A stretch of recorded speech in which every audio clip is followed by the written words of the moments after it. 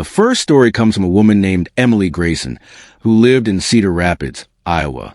She was 27 at the time and had recently gotten out of a 2-year relationship with a guy named Derek. On paper, Derek seemed like the kind of boyfriend every girl would want. Charming, attentive, always texting her good morning and good night, always asking how her day was going. But looking back, Emily said the signs were there, just subtle enough to miss if you wanted to believe someone loved you. The possessiveness, the constant check-ins, the way he'd get just a little too irritated if she took more than a few minutes to reply. At first, it felt sweet. It felt like someone truly cared. But that feeling didn't last. Emily broke up with Derek in the spring after she realized that his behavior was escalating. He had started showing up unannounced at her workplace, even when she said she was busy. He'd hang out in the parking lot and just wait. She told him she needed space, and he didn't understand the concept. She finally ended things one night over the phone after he came to her apartment without telling her and banged on her door for nearly 20 minutes. She didn't answer. She just sat inside, silent, heart racing, until he finally left. After that, she blocked his number and made it clear in every way possible that they were done. That should have been the end. But of course it wasn't. It started with anonymous notes being left on her windshield. At first, they weren't threatening, just creepy. One of them read, "You look beautiful today. I miss your smile." Another one said, "I still know your favorite coffee order." She didn't want to assume it was Derek, but deep down, she knew. She changed her phone number. She started taking a different route to work every other day. She even moved to a different apartment on the other side of town. But somehow, the notes kept coming, tucked under her windshield, sometimes inside her mailbox. Once, taped to the door of her building. She went to the police. Of course, they told her unless there was a direct threat or some kind of physical evidence. There wasn't much they could do. She bought cameras. She changed her locks. She became paranoid to the point of staying with friends on weekends just to feel some sense of safety. And then one day, she came home to find the back door of her apartment slightly open. Nothing was stolen. Nothing was broken. Just open. She had locked it. She was sure of it. But there it was, open like someone had been there. She called the police. They did a sweep, but didn't find anyone inside. They told her again they couldn't do much without proof. She decided to stay with her sister for a while, just until she could feel safe again. A few days later, while packing up some of her things, she noticed something under her bed. A phone. Not hers. Someone else's phone, silent, face down. Her heart nearly stopped. She picked it up with shaking hands and brought it to the police immediately. They looked through the phone and discovered it had been recording audio. Hours of it. Conversations, phone calls, and silence. Hours of silence, just recording the quiet of her apartment. They traced the phone back to Derek. That was finally enough. He was arrested for stalking, unlawful entry, and invasion of privacy. But Emily said it didn't make her feel safe. It just confirmed her worst fears. He had been inside. He had stood in her room, placed a phone there, and listened to her life like it was a show. She moved again after that. Out of Iowa altogether. Last she heard, Derek had taken a plea deal and was barred from contacting her ever again. The second story comes from a guy named Nathan Keller, who lived in a suburb just outside of Phoenix, Arizona. He was 24 and had recently ended a long-distance relationship with his ex-girlfriend, Monica. She lived in San Diego, and they had dated for almost a year. Things fell apart when she started getting controlling, constantly needing to know where he was, who he was with, and what he was doing. At one point, she insisted they share their phone locations permanently. He said no. That was the beginning of the end. Nathan ended things respectfully, but clearly. He said he needed space and that things weren't working. Monica didn't take it well. She called him over 50 times the next week. When he blocked her number, she started emailing him. Dozens of emails, all rambling, emotional, some blaming him, some begging for forgiveness, some threatening self-harm. Nathan felt bad, but he didn't respond. Eventually, the email slowed. He thought maybe she was finally moving on. Then one day, he got a package in the mail. It was a framed photo of them, An old picture from when they visited the Grand Canyon together. It had been smashed. The glass was shattered, but the photo was still in place. Tucked behind it was a note that said, "Don't forget what you gave up." No return address. No name. Just that. Nathan called the post office. They couldn't trace it. He checked the security camera. Nothing unusual. He brushed it off as an angry gesture and didn't think too much of it until he saw her. He was at the gym one evening when he noticed a familiar face in the background. Monica. She had a hoodie on, her hair tucked in, but it was her. She didn't talk to him. She didn't even look directly at him. But she was there, watching. Over the next few weeks, he started noticing her more and more. At the grocery store, parked across the street from his house. Even inside the same coffee shop, he went to every morning. Always in the background. Always watching. Never speaking. He confronted her once, walked straight up to her in the parking lot of his gym, and said, "What are you doing here?" She just smiled and said, "Public place. I'm allowed to be here." Then she walked away. He tried to report her, but again, the lack of direct threats made it difficult. The police told him to keep documenting everything. So he did.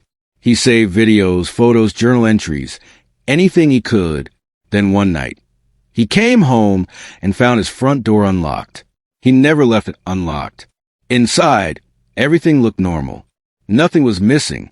Nothing out of place. Except for one thing. On the kitchen counter was a photo of him sleeping. It looked recent. Maybe even from that week. He moved out of that house the next day and stayed with a friend for a while. He also filed for a restraining order and hired a lawyer. Monica eventually backed off, but not before dragging him through months of fear, anxiety, and sleepless nights. To this day, he double-checks every lock, every door, every window, and he never goes to the gym without scanning the parking lot first. The third story comes from a woman named Jessica Myers, who lived in Portland, Oregon. She had dated a man named Clint for about 8 months. They met through mutual friends and hit it off quickly. Clint was older than her by nearly 10 years, but he was charming and seemed stable, something she appreciated after years of dating immature guys. At first, everything was great. He was attentive, helpful, and seemed genuinely in love, but it quickly became overwhelming. Clint wanted to spend every waking moment together. If she made plans with her friends, he'd guilt-trip her. If she didn't reply fast enough, he'd show up at her apartment. He started calling her job just to hear her voice and would leave voicemails if she didn't answer. It stopped being romantic. It started to feel like surveillance. She called the police, and they came by to take a report. But again, without any threats or violence, there wasn't much they could do. So she started documenting. She got cameras, kept logs, and tried her best to ignore it.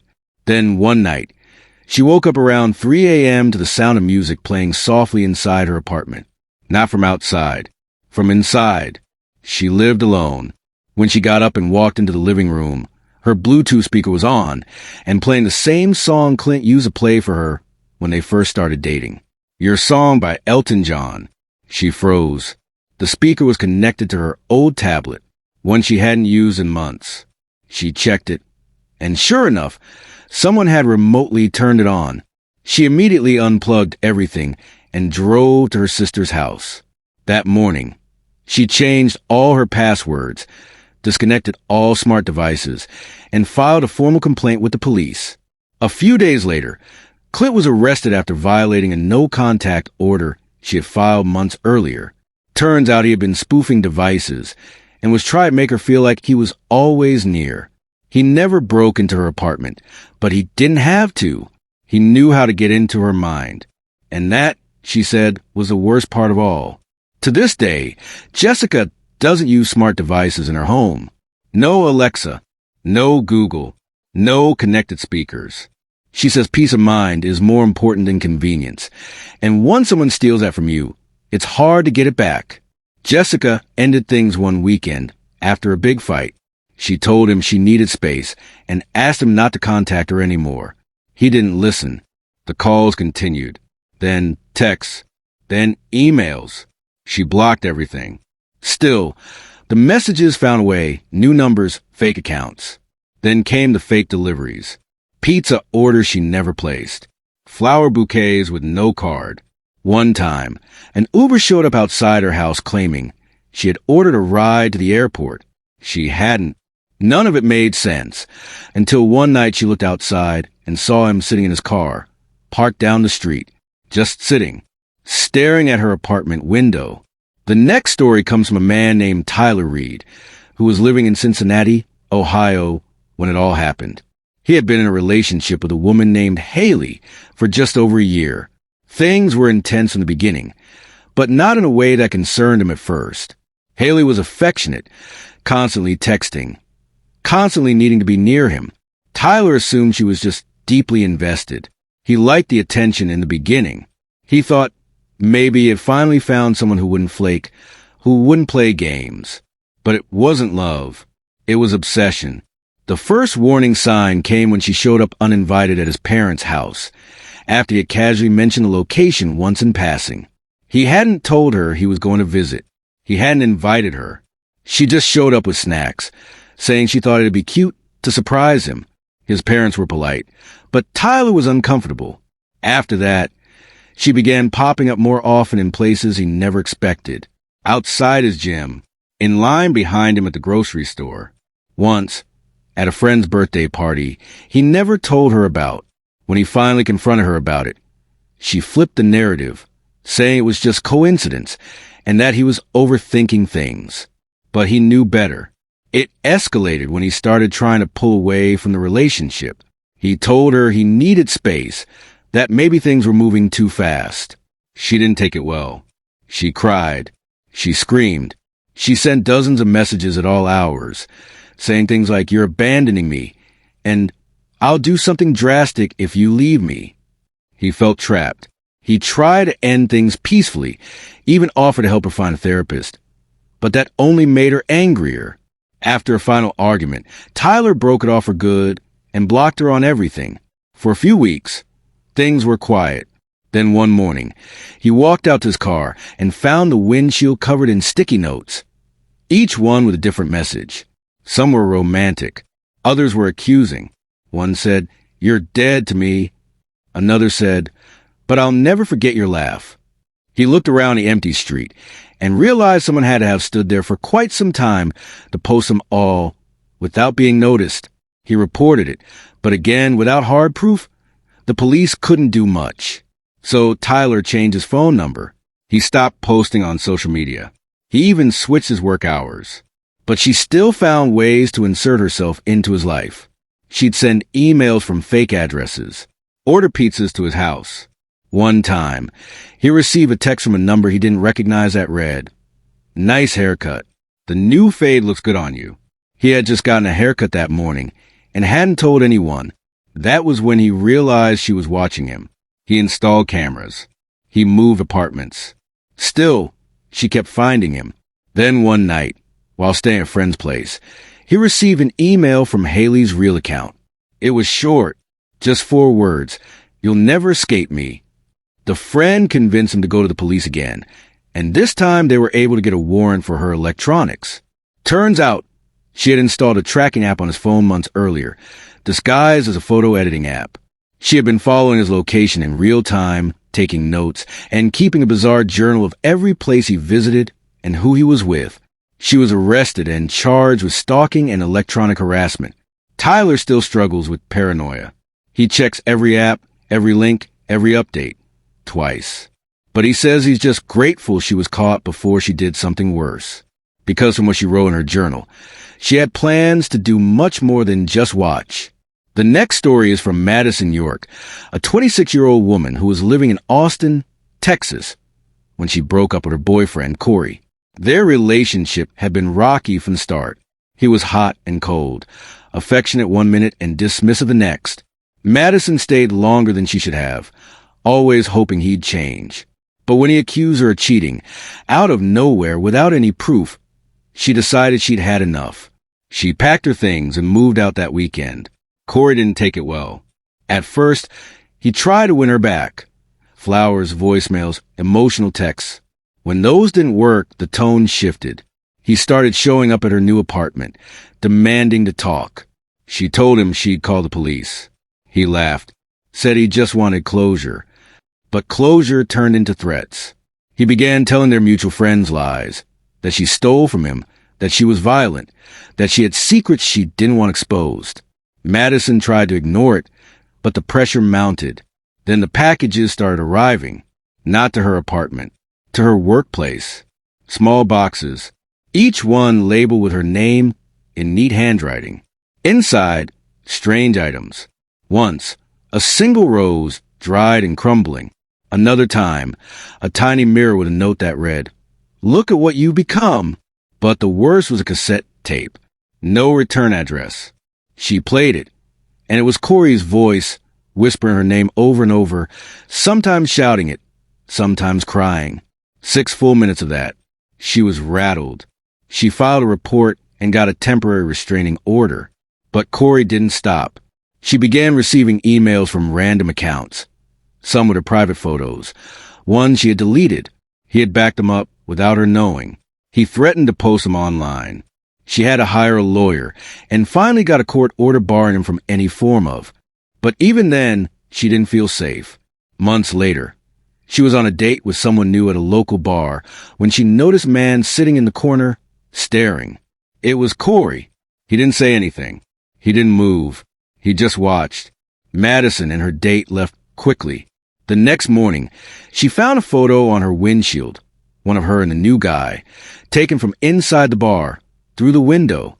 She moved again, changed her number, quit her job. Corey eventually violated the court order and was arrested. But by then, Madison had already built a new identity. She lives in a different state now, under a different last name, and doesn't post anything online. She says she still sees shadows that remind her of him, still gets that tight feeling in her chest when a car slows down near her building, and she still sleeps with pepper spray under her pillow. The final story in this part is from a man named Jason Hale, who worked as a freelance photographer in Tampa, Florida. His ex, Paige, was someone he met during a wedding shoot. She was a guest, and they hit it off during the reception. Their relationship started quickly, intense and passionate. Paige was beautiful, charismatic, always full of energy. But there was something about her that felt too much. Jason said she had a way of making everything feel like a movie. Grand gestures, late-night calls, deep talks that went too deep too fast. At first, he liked it, but then it became suffocating. She'd get angry if he didn't answer a text within minutes. She'd accuse him of hiding things, cheating, even lie about where he was. He thought she was just insecure, but it went beyond that. When he finally ended things, she disappeared for about a month. Then his clients started getting weird emails. Some claimed Jason had a criminal record. Others said he had stolen their photos and resold them online. All false, but enough to damage his reputation.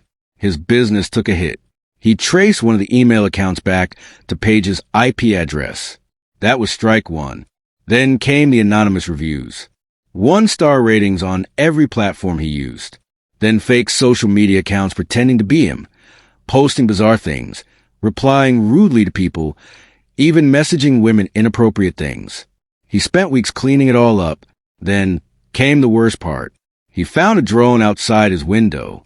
It was hovering silently just past the tree line, not moving, just watching. When he stepped outside, it flew away. He wasn't sure if it was hers, but the next day he received an envelope under his door. Inside was a printed photo, taken from the angle of the drone. It was a shot of him asleep at his desk. That was enough. He went to the police, but again, without clear evidence tying to Paige, they couldn't arrest her. So Jason hired a private investigator. It took 3 weeks, but they eventually found digital fingerprints connecting Paige to the fake reviews, the emails, and even a drone rental service. She was confronted and denied everything, but the pressure worked. She stopped. At least Jason thinks she did. He hasn't seen her in nearly 2 years, but he still avoids certain neighborhoods, still watches the sky, and he never dates clients anymore. This story comes from a woman named Sarah Denton, a 31-year-old nurse from Rochester, New York. She met her ex, Daniel, while working a night shift at a hospital. He was a janitor, polite and quiet, always helping out in little ways. They started dating casually. Coffee after her shifts, movie nights when their schedules aligned. It wasn't a whirlwind romance, but it felt steady, safe. She thought she had found someone low maintenance, easygoing, someone who didn't bring drama into her life. That illusion shattered 6 months in. It began with jealousy. Daniel didn't like how often she worked around male doctors or talked about her coworkers. He'd make jokes, passive-aggressive comments. Once, when she mentioned a patient giving her a compliment, Daniel responded with, "Are you sure you didn't flirt first?" Sarah brushed it off as insecurity, but his behavior escalated. He questioned her about every shift. Want to see her badge and logs, even her gas receipts. He claimed it was just curiosity. She knew better. When she broke it off, Daniel didn't argue. He just went quiet. Too quiet. A few days later, she began finding dead flowers on her windshield. Not fresh ones, dried, rotting. The first one might have been random, but the second was carefully placed, stems arranged to resemble a heart. She got the message. She changed her routine, took alternate routes to work, parked in different places. Still, the flowers kept coming, always on her windshield, always decayed. She started to feel watched, like someone was tracking her every move. Her co-worker said she was just rattled from the breakup, that maybe it was a coincidence. But then she found a USB drive. It was slipped under her apartment door in a plain envelope. She almost didn't open it, but curiosity got the best of her. The drive contained photos. Dozens. All of her. At work. At the store. On the subway. In her apartment complex. Taken through her window. Her heart nearly stopped. The timestamps proved they were recent. Some from just 2 nights earlier. She went straight to the police. They took it seriously this time. When they pulled surveillance from her apartment building, they saw a figure loitering in the shadows near her building several nights in a row. The images were grainy, but the build matched Daniel. They began surveillance on him and found evidence of stalking, notes, digital files, and a list of Sarah's daily routine. He had been tracking her for weeks. Daniel was arrested, but he made bail quickly. Before his court hearing, he vanished. Sarah was placed under temporary protection. Police believe Daniel fled the state, possibly heading to Canada. She hasn't heard from him since, but she says she still flinches every time she sees someone with his build. She bought a new car, changed her name on social media, and no longer works night shifts. To this day, she doesn't believe Daniel was done with her, only interrupted. The next story comes from a man named Ben Foster, who had just moved to Denver, Colorado, for grad school when he met his ex, Ashley. She was a fellow student, majoring in psychology, outgoing and incredibly sharp. Their relationship was intense from the start. Nights filled with long philosophical conversations, impulsive trips to mountains, and a strange kind of codependency that felt like passion at first. But Ashley had a temper. Ben says she could flip from sweet to furious in seconds. Once, when he forgot to reply to her goodnight text, she showed up at his apartment crying. Another time, when he didn't invite her to a group study session, she sent him 43 texts in under 2 hours. It was overwhelming, but Ben chalked it up to stress. He broke up with her just before winter break. Gently but firmly. She cried, begged, and even threatened to drop out of school. He stayed strong. She eventually stopped messaging him, or so he thought. Ben returned from visiting family during the holidays to find his apartment had been entered. Nothing was stolen, but things were rearranged. His toothbrush was moved. His clothes were stacked differently. And his bed, his sheets were warm, like someone had just been there. He installed a camera. The next day, what he caught chilled him. 2 nights later, Ashley used a spare key she had duplicated without his knowledge. She entered his apartment around 2 a.m., walked straight to his bed, sat on it for 10 minutes, and then left. She never touched anything else. Just sat there, staring at his pillow. Ben reported the footage immediately. The police issued a no-contact order, and Ashley was reprimanded by the university. She denied everything, claiming she was sleepwalking, then said it was a prank. But the footage said otherwise. Over the next few weeks, Ben noticed someone was messing with his mail. Packages went missing. Letters were torn open. He started getting strange voicemails from numbers that would disconnect after a few seconds of static. He changed his number, switched apartments, and stopped attending in-person classes. Ashley eventually dropped out, but Ben still has the footage from that night. He keeps it on a flash drive in his desk drawer. A reminder, he says, that just because someone seems brilliant, insightful, and self-aware doesn't mean they're not dangerous. Sometimes, those are the ones you least expect. The final story comes from a woman named Natalie Brooks, a 34-year-old living in Seattle, Washington. She had dated a man named Eli for a little over a year. He was a tech consultant, well-dressed, well-spoken, and seemingly put together. They met through a dating app. Things were normal, texting, dinners, weekends together. She introduced him to her family. He got along well with them. Everything was fine until it wasn't. Natalie ended the relationship after discovering Eli had lied about where he lived. He said he had a downtown condo. In reality, he was living with his parents in the suburbs and pretending to have a different lifestyle. She felt betrayed. He begged for forgiveness, but she couldn't trust him anymore. What she didn't expect was how quickly he turned.